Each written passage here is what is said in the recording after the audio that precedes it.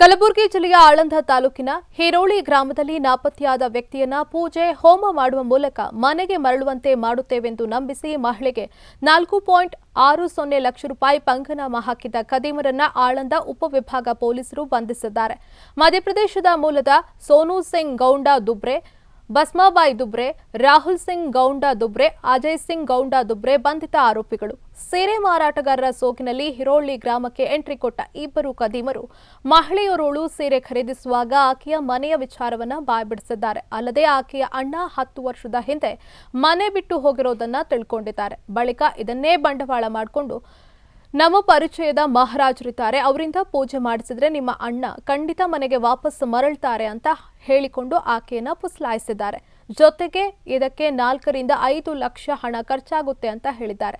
ವಂಚಕರ ಮಾತಿಗೆ ಮರುಳಾದ ಮಹಿಳೆ ಹಣ ಕೊಡೋದಕ್ಕೆ ಒಪ್ಪಿದ್ದಾರೆ. ನಂತರ 4 ಜನ ಬಂದು ಪೂಜೆ ಹೋಮ ಮಾಡಿದಂತೆ ಮಾಡಿ ಮಹಿಳೆಯಿಂದ 4.60 ಲಕ್ಷ ರೂಪಾಯಿ ಹಣವನ್ನು ಲಪಟಾಯಿಸಿ ಪರಾರಿಯಾಗಿದ್ದಾರೆ.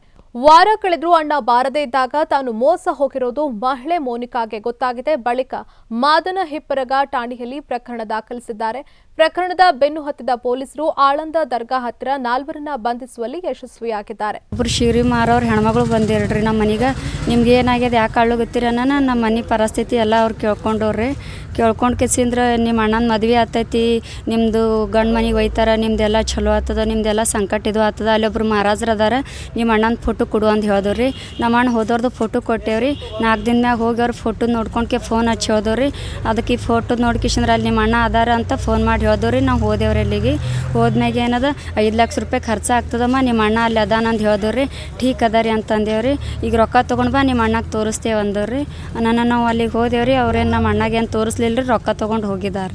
ಇವ್ರೇನೋ ಯಾವುದೋ ನಮ್ಮ ಸಮಸ್ಯೆ ಪರಿಹಾರ ಮಾಡೋರಲ್ಲ ಅಂಥೇಳಿ ಆಗೇನಂತಂದರೆ ಅದು ಲಾಸ್ಟಿಗೆ ಬಂದು ನಮ್ಮ ಮಾದನಪುರ ಪೊಲೀಸ್ ಸ್ಟೇಷನ್ ಕಂಪ್ಲೇಂಟ್ ಕೊಡ್ತೇವೆ. ಈ ರೀತಿ ನಾವು ಏನಂತಾರೆ ಮೋಸ ಹೋಗಿದ್ವಿ, 4,60,000 ರೂಪಾಯಿ ಈ ರೀತಿ ನಮ್ಮ ಕಡೆ ದುಡ್ಡು ತೊಗೊಂಡು ಹೋಗಿದ್ದಾರೆ ಅಂತೇಳಿ.